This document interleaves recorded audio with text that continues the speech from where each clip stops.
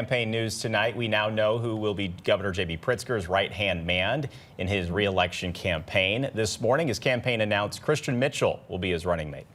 I'm Christian Mitchell, and I am so excited to be your next lieutenant governor. I was really lucky growing up. I was raised by a wonderful mother who was a nurse for 38 years in the NICU at Rush University Hospital. I had a grandfather who stepped in and filled the void for me and was a sergeant in the U.S. Mitchell is a former three-term state representative and current first lieutenant in the Illinois Air National Guard. He served as Pritzker's deputy governor for more than 4 years.